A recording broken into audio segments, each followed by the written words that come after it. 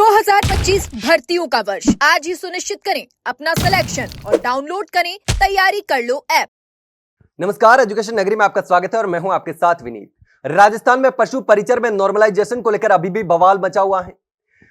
कर्मचारी चयन बोर्ड ने डीवी को लेकर शेड्यूल जारी कर दिया है, लेकिन एक तरफ जब बड़ा प्रदर्शन हुआ था तो मनोज मीणा ने 7 दिन का समय भी दिया था। तो मनोज जी, आपने 7 दिन का समय दिया था बच्चों को और बच्चे बड़ी उम्मीद लगाए बैठे हैं। एक तरफ कर्मचारी चयन बोर्ड ने शेड्यूल भी जारी कर दिया है डीवी का, तो इस पर अब क्या आगे का प्लान है? क्या अधिकारियों से आप मिल रहे हैं? क्या है योजना आपकी? देखो, ऐसा है, सबसे पहले तो मैं ये क्लियर कर देना चाहता हूँ कि उस दिन का जो आंदोलन था और जो वार्ता हुई थी बोर्ड सचिव से, ये जो 7 दिन का जो समय की आप बात कर रहे हो, ये 7 दिन का समय कोई मनोज मीणा ने नहीं दिया था। ये समय मांगा था बोर्ड के सचिव बदाल जी ने। उन्होंने कहा कि अगर आप किसी फॉर्मूलों को लेकर हमारे पास आते हो तो 5-7 दिन में अगर इसमें कुछ होगा तो हम वो करने को तैयार हैं, हम इस पे विचार कर सकते हैं, लेकिन आप बताइए कि अगर आपके पास कोई फॉर्मूला हो तो। फिर हमने कहा हमारे पास जो फॉर्मूले हैं वो आपको भेजेंगे 7 दिन में और उन पे आप विचार करना, हमें बताना कि क्या आगे हो सकता है। तो पहली चीज तो क्लियर करना चाहता हूँ मैं आपके माध्यम से कि 7 दिन का टाइम बोर्ड सचिव बदाल जी ने मांगा था। और दूसरा, जो डीबी शेड्यूल जारी करा है वो भी मैंने तो करा नहीं है, मेरे तो हाथ में है नहीं है। मैं तो ये कह रहा हूँ कि नॉर्मलाइजेशन के नाम पे गलत हुआ है, अन्याय हुआ है, वो नहीं होना चाहिए।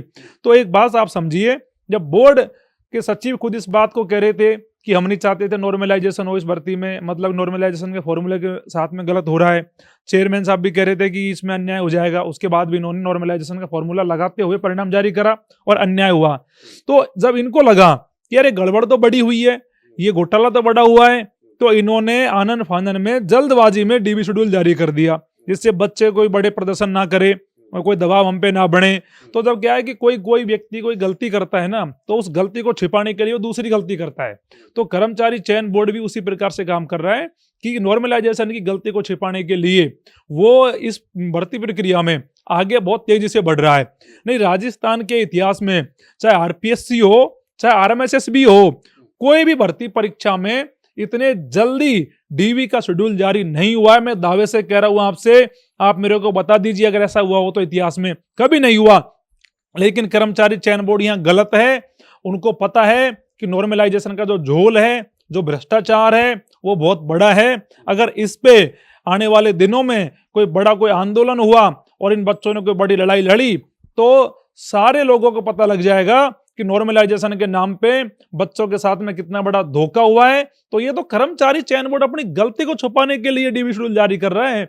हम तो ये कह रहे हैं कि नॉर्मलाइजेशन के नाम पे जो अन्याय हुआ है 4th शिफ्ट के साथ, 1st शिफ्ट के साथ, अन्य शिफ्टों के साथ में, उनके साथ आप न्याय करिए साहब। अगर आप न्याय नहीं करोगे तो हमारे पास तो रास्ता क्या है? हम तो आंदोलन ही करेंगे। हम और कर क्या सकते हैं? हम तो हमारी आवाज उठाएंगे। और उसके बावजूद भी आपको लग रहा है कि बच्चों जब सड़क पे उतर रहे हैं, आंदोलन कर रहे हैं और फिर भी आप जल्दबाजी में काम कर रहे हो, तो ये ठीक नहीं मानता मैं। तो आपने जैसा कि बताया कि 7 दिन का समय सचिव ने दिया था, तो आप सीधा सीधा ये आरोप लगा रहे हैं कि 7 दिन का समय दिया था, लेकिन 7 दिन से पहले ही उन्होंने आनन फानन में डीवी के लिए शेड्यूल जारी कर दिया। बिल्कुल। तो ये आपको पूरा समय नहीं देना चाहते थे? देखो, ऐसा है, इन्होंने कहा कोई फॉर्मूला है तो हम विचार करेंगे 5-7 दिन में। तो मैंने कहा कि सर, हमारे पास में जो नेट की एग्जाम होती है कि समान पारियों में जो पद है उनको बांट देते हैं। 6 पारियों में एग्जाम हुई और भर्ती हो रही है 64 पदों पे, तो आप इसका समानीकरण कर दो, 1,000 पद सब पारियों में बांट दो, हो जाएगा इसका नॉर्मलाइजेशन। उन्होंने कहा यार इस फॉर्मूले पे हम बात नहीं कर सकते, ये कोर्ट में नहीं टिकेगा। तो फिर हमने कहा कि और जो फॉर्मूले हैं वो हम आपको देंगे और आपका जो तय समय है आप 5-7 दिन हमें दीजिए। उन्होंने कहा 5-7 दिन में अगर आप कुछ दोगे तो हम विचार करेंगे। तो वो 5-7 दिन उन्होंने होने ही नहीं दिए। उससे पहले ही उनको जल्दबाजी थी। और चेयरमैन साहब से जब हमने संपर्क साधा तो उन्होंने कहा कि मेरा आना नहीं हो रहा, मैं बाहर हूँ, राजस्थान में घूम रहा हूँ जेल प्रेरी की एग्जाम के लिए, तो इसलिए मैं बिजी हूँ।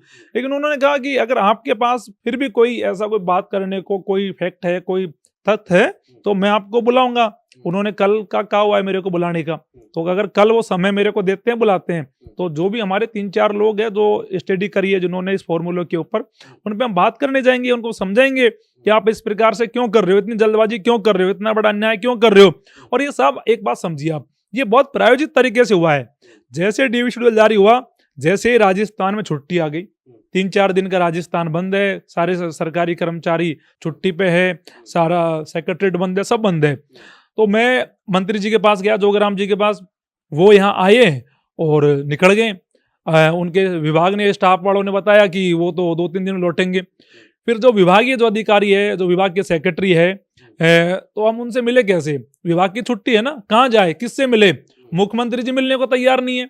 चेयरमैन साहब कह रहे राजस्थान में मैं घूम रहा हूँ, मैं जयपुर में नहीं हूँ, मैं आउट ऑफ सिटी हूँ। सचिव साहब भी छुट्टी पे, बोर्ड की छुट्टी है। तो कौन वैसा व्यक्ति जिसको हम ये कहें कि आपने जल्दबाजी करी है? किससे कहे? जो कोई व्यक्ति नहीं बचा राजस्थान में बात करने के लिए। तो ये तो पूरे प्लान्ड तरीके से बच्चों के साथ में एक धोखा किया गया है, जिससे बच्चे इस लड़ाई को बड़े लेवल पर नहीं लड़ पाए, बच्चों का मनोबल टूट जाए, बच्चे कमजोर पड़ जाएं और बच्चे घर बैठ जाएं।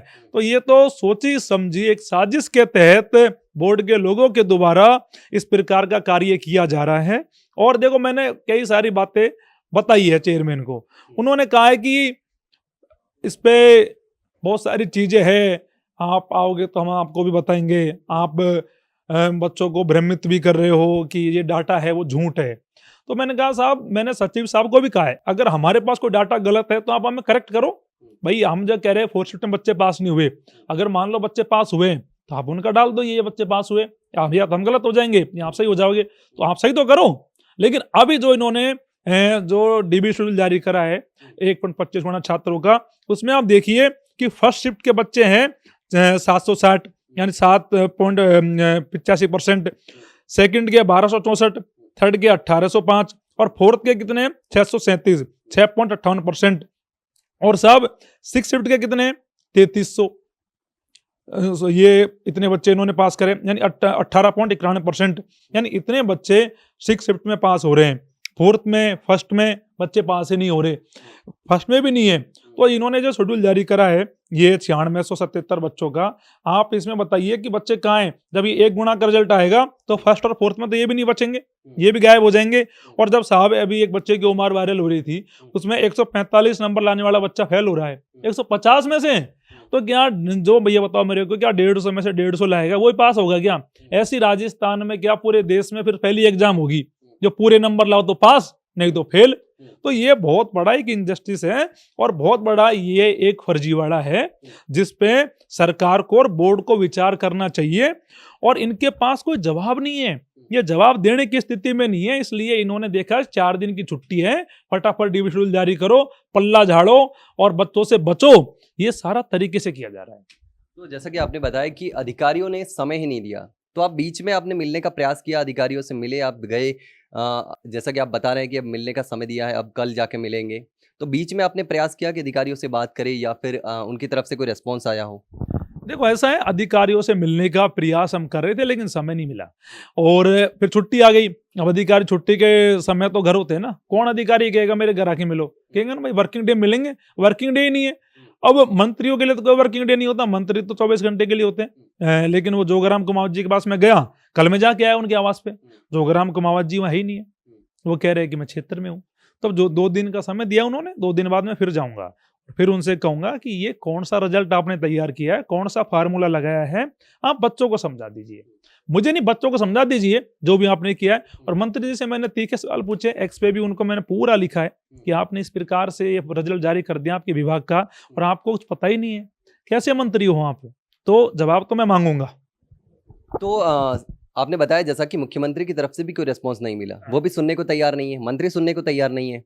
बीजेपी के और भी नेताओं से आप मिलने का प्रयास कर रहे हैं, जैसे उनके कुमावत जी के घर पे गए, जो कि पशुपालन मंत्री हैं, तो उनकी तरफ से कोई रिस्पॉन्स नहीं मिल रहा है। देखो, ऐसा है, बीजेपी के कोई भी नेता आज के दिन मिलने को तैयार नहीं है। वो ये सोचते हैं कि युवाओं के मुद्दों पर बात करना सिरदर्दी लेना है, युवाओं से पल्ला झाड़ो, युवाओं से बचो, युवाओं से मत मिलो। मैं कह रहा हूँ साहब, 3.5 साल बची है चुनाव में, 3.5 साल बाद आप इन्हीं युवाओं के बीच में जाओगे। और जब आप ये बात मानते हो कि हमारी सरकार युवाओं ने बनाई, हमारी सरकार युवाओं के मुद्दों पे बनी, तो आज वही युवा आपके लिए इतना ज्यादा बुरा क्यों हो गया कि आप मिलना नहीं चाहते, बात नहीं करना चाहते? तो साहब, ये तो साफ दिखाता है ना आपका दोहरा चरित्र है। तो पूरी सरकार में से क्या कोई भी आदमी नहीं है जो युवाओं से बात कर ले? क्या एक व्यक्ति नहीं बचा पूरी सरकार में? इतने मंत्री है, इतने नेता है, इतने एमएलए, इतने संगठन के लोग हैं, लेकिन कोई तैयारी नहीं है। किसी समय मांगो, किस पे बात करने? युवाओं के मुद्दों पे कोई बात ही नहीं करने को राजी साहब। ये युवा इतने बुरे क्यों लगते हैं नेताओं को, मेरा ये समझ नहीं है आज तक। और जब वोट आएंगे तो कहेंगे हम युवा हितैषी है, हम पेपर लीक पे कानून बनाएंगे, पेपर लीक पे भ्रष्टाचारियों को पकड़ेंगे, जो भी युवाओं के लिए हो सकता है वो करेंगे, भर्तियां निकालेंगे, अच्छे से परीक्षा कराएंगे। लेकिन ये सब सत्ता में आने के लिए, सत्ता के बाद तो कुछ कर ही नहीं रहे। कहाँ कर रहे हैं? आज हम कह रहे हैं कि भजन लाल जी से बात कर लीजिए, भजन लाल जी बुला लीजिए। आप मेरे को ये बताइए, राजस्थान में जयपुर में इतना बड़ा आंदोलन हुआ, क्या भजन लाल जी को पता नहीं होगा? होगा, 100% होगा। और मैं दावे से कहता हूं उन्होंने पूरा आंदोलन देखा है। लेकिन भजन लाल जी अब पता नहीं उनकी संवेदना क्यों बच्चों के लिए मर गई। फिर लोग कहते हैं कि मनोज जी आप तो उनके बच्चे के ऊपर बोलते हो। फिर मैं क्या बोलूं, किसके ऊपर बोलूं, मेरा ये समझ नहीं आता। मैं फिर मजबूरी में मेरे को कहना पड़ता है कि अगर भजन लाल जी का बच्चा तैयारी कर रहा होता, अगर भजन लाल जी के लड़के पशु परिचर के एग्जाम दे रहे होते और 150 नंबर लाने के बाद में 150 में से 145 नंबर लाने के बाद में उनका सिलेक्शन नहीं होता, तो भजन लाल जी को कितना बुरा लगता कि उनके बच्चे का सिलेक्शन नहीं हुआ। ऐसे ही वो सारे गरीब किसान के बच्चे हैं जो इतने नंबर लाए, उसके बाद भी सिलेक्शन नहीं हुए। लेकिन भजन लाल जी इस पीड़ा को समझने को तैयार नहीं है, क्योंकि उनके बच्चे तो तैयारी करते नहीं है, क्योंकि उनका तो बाप मुख्यमंत्री हो गया राजस्थान का, तो उनको क्या जरूरत है। अब गरीब किसान के बच्चे हैं जो तैयारी कर रहे हैं, जो सड़कों पे धूप में आंदोलन करते हैं और अपने हक की बात करते हैं। इसलिए मैं कहता हूं बार बार कि भजन लाल जी युवाओं के दर्द और पीड़ाओं को समझना नहीं चाहते, क्योंकि उन्होंने ये समझ लिया कि भाई ये युवाओं के साथ कुछ भी हो, हमारे बच्चे तो इन चीजों से दूर है, हमें कोई मतलब है नहीं, हमें कोई फर्क पड़ता नहीं है। तो क्या करे युवा? युवा करे तो करे क्या, आप मेरे को काम बता दीजिए। तो मैं कह रहा हूं माननीय मुख्यमंत्री जी, मैं मानता हूं आपके बच्चे तैयारी नहीं करते, लेकिन आप संवेदना दिखाओ, इन बच्चों के साथ अपने संवेदना व्यक्त करो और इन बच्चों से बात करो कि नॉर्मलाइजेशन के नाम पे जो ठगी हुई है उसमें उनके साथ में न्याय करोगे आप। और नहीं तो आने वाले दिनों में चुनाव होगा, फिर ये बच्चे आपके साथ में जो इलाज है, जो भी चीज होंगी वो करेंगे, फिर आप ये कहोगे कि बच्चों ने हमारे साथ गलत किया। आज अशोक गहलोत जी कहते हैं मैंने साहब इतनी भर्तियां निकाली लेकिन इन बच्चों ने वोट नहीं दिया, युवाओं ने हमारी सरकार बदल दी। तो अशोक गहलोत जी को हम ये भी कहते हैं ना, पेपर लीक पे काम नहीं किया आपने, आपने भ्रष्टाचारियों को नहीं पकड़ा, आपकी सरकार में पेपर लीक हुए, आप क्यों नहीं बोले उस समय?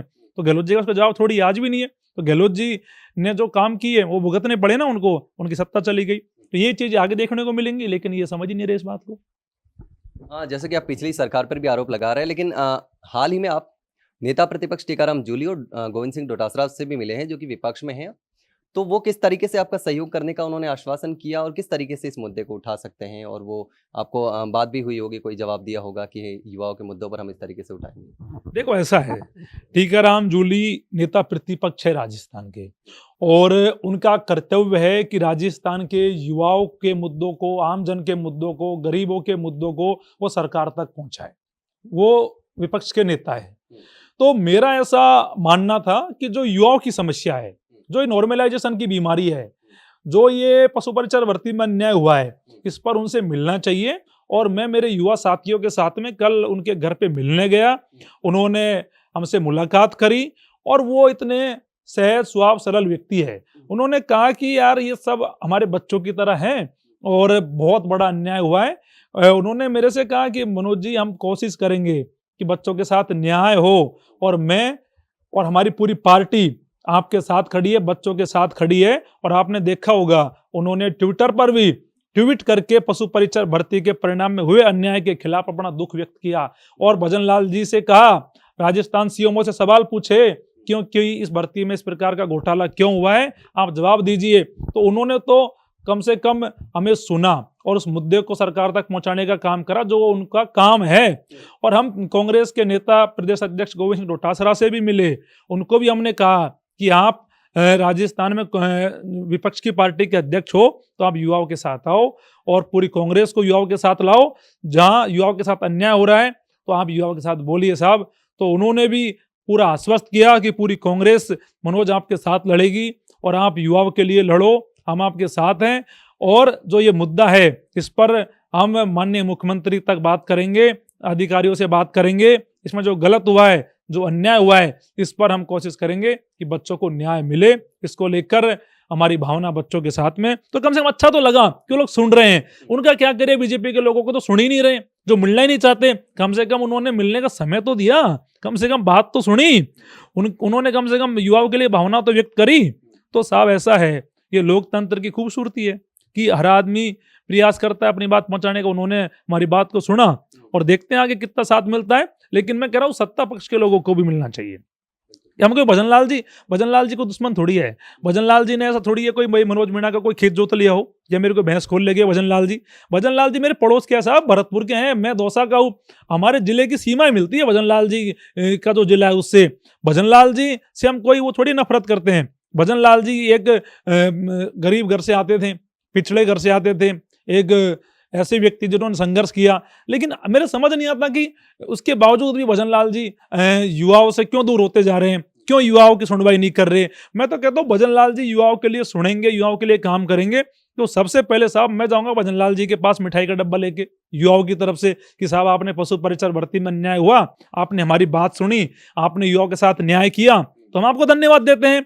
तो हमारी कोई लड़ाई थोड़ी है, हम तो साहब युवाओं के लिए तो लड़ रहे हैं। हम कह रहे हैं भजनलाल जी से कि साहब ये युवाओं के मुद्दों पे गलत हो गया, आप न्याय कीजिए साहब। लेकिन उसके बावजूद भी क्या करे कि कोई सुनवाई नहीं होती, तो हम कहाँ जाए, कहाँ अपना दुख व्यक्त करे, आप बता दीजिए। वहां चले जाए, कोई सुनने वाला तो हो सरकार में, या तो भजनलाल जी को एक व्यक्ति को एक ऐसा विभाग बनाए कि जो युवाओं की सुनवाई करता हो, जहाँ युवाओं के मुद्दों को प्राथमिकता दी जाती हो। इनकी सरकार में इनको एक ऐसा कुछ सिस्टम डेवलप करना चाहिए जहाँ युवाओं की समस्या जा सके। अगर मान लो भजनलाल जी बिजी है, भजनलाल जी प्रदेश के मुख्यमंत्री है, हो सकता है उनकी व्यवस्था होती हो, हर समय मिलना उनसे संभव नहीं हो पाता हो, लेकिन ऐसी कोई व्यवस्था तो बनाए जिससे युवा उन समस्याओं को उन तक पहुंचा सके। आजकल सीएमओ में जनसुनवाई हो, सीएमआर में जनसुनवाई हो नहीं रही है, कहाँ जाएंगे लोग, किससे मिलेंगे लोग, किससे फरियाद लगाएंगे लोग। तो दिक्कतें तो है और उन दिक्कतों का समाधान सरकार को ही करना है, भजनलाल जी को करना है। वो प्रदेश के मुखिया है साहब, सब मानते हैं प्रदेश के मुखिया है और हमारे मुख्यमंत्री हैं। लेकिन अब यही है कि युवाओं के समाधान होना चाहिए और आगे पशु परिचर भर्ती में रिवाइज परिणाम को लेकर ये हमारी लड़ाई है और इस नॉर्मलाइजेशन के फॉर्मूलों को खत्म किया जाए। और ये लड़ाई हमारी वर्तमान को बचाने के साथ में भविष्य को बचाने की भी है कि आने वाले समय में भविष्य में किसी भी भर्ती में नॉर्मलाइजेशन के नाम पे धोखा नहीं हो, ठगी नहीं हो, भ्रष्टाचार नहीं हो। और हमारी मांग ये भी है सरकार से कि जब 1 नेशन 1 इलेक्शन की बात होती है तो 1 एग्जाम 1 शिफ्ट की बात आप करिए और 15-20 लाख बच्चों की एग्जाम एक साथ कराइए, एक जैसा पेपर बनाइए, जिससे ये नॉर्मलाइजेशन की जो कैंसर नामक बीमारी में कहता हूं ये हमेशा के लिए खत्म हो सके। नहीं तो साहब ऐसा है, आने वाले दिनों में चतुर्थ श्रेणी की भर्ती है, जेल प्रेरी की हो रही है 12 तारीख को, उसी में देखने को मिल जाएगा नॉर्मलाइजेशन का ये फॉर्मूला। फिर अन्याय होगा बच्चों के साथ में, तो ये कब तक अन्याय सहते रहेंगे बच्चे नॉर्मलाइजेशन के नाम पे। तो मैं तो नॉर्मलाइजेशन नाम की बीमारी से परमानेंट युवाओं को आजादी दिलाना चाहता हूं। ये लड़ाई नॉर्मलाइजेशन की बीमारी को प्रदेश से बिल्कुल उखाड़ के फेंकने की है, नॉर्मलाइजेशन को खत्म करने की है। तो इस लड़ाई को आर पार की लड़ाई लड़ेंगे जब तक प्रदेश में नॉर्मलाइजेशन भर्तियों में से खत्म नहीं होगा। ये संघर्ष नॉर्मलाइजेशन के खिलाफ, ये आंदोलन, ये मुहिम, ये मूवमेंट हमारा जारी रहेगा। और अब जल्दी प्रयास करेंगे, कल अगर चेयरमैन साहब बुलाते हैं तो उनको सारे फॉर्मूले बताएंगे कि इन पे विचार किया जा सकता है। और उसके बाद में कोई सहमति नहीं बनती है तो प्रदेश के युवा सारे सुन रहे हैं, जल्दी आने वाले दिनों में सारे प्रदेश के युवाओं को बुलाएंगे और एक बड़ा आंदोलन करेंगे और सरकार को घुटनों के बल लाएंगे। सब युवाओं को हल्के में लेने की गलती तो कभी नहीं करनी चाहिए। युवा तो वो ताकत है जो कई देशों में सरकार बदल देते हैं। तो ये तो एक राजस्थान प्रदेश की बात है। तो भजनलाल जी से ये कहूंगा, भजनलाल जी कि युवाओं की पीड़ा को समझिए, युवाओं को दरकिनार मत करिए और युवाओं की समस्याओं का समाधान करिए। और पशु परिचर भर्ती में बच्चे आपसे न्याय की गुहार लगा रहे हैं, नॉर्मलाइजेशन के खिलाफ बच्चे आपसे न्याय की गुहार लगा रहे हैं। आप इस मुद्दे पे, इस बात पे ध्यान दीजिए और समाधान कराइएगा। ये सारे युवा आपके हैं, ये युवा आपके साथ खड़े होंगे। लेकिन आज जरूरत है कि आप युवाओं के साथ न्याय करो और आने वाले दिनों में जिससे राजस्थान के युवा भी आपका धन्यवाद करे और मनोज मीणा भी आपका सबसे पहले धन्यवाद करेगा अगर आप युवाओं के काम करते हो तो अब देखना होगा कि अगर इस समस्या का समाधान नहीं होता है, पशु परिचर में युवाओं के साथ अन्याय नहीं होता है, तो मनोज मीणा की खुली चेतावनी है कि आने वाले समय में बड़ा आंदोलन किया जाएगा। इसके साथ ही उन्होंने कई सवाल खड़े कर दिए हैं, लेकिन युवाओं के भी कई सवाल हैं। लेकिन अब देखना होगा कि इस मामले में आगे क्या होता है, सरकार क्या फैसला लेती है, क्या मुख्यमंत्री भजनलाल शर्मा युवाओं की आवाज को सुनते हैं, यह देखने वाली बात होगी। और बोर्ड इस पर आगे क्या कोई फैसला लेता है, क्योंकि अभी डीवी को लेकर जो शेड्यूल है वो जारी किया जा चुका है। लेकिन अब देखना होगा कि आगे क्या होता है। फिलहाल के लिए इतना ही, जल्द मिलते हैं एक नई जानकारी के साथ, तब तक के लिए नमस्कार।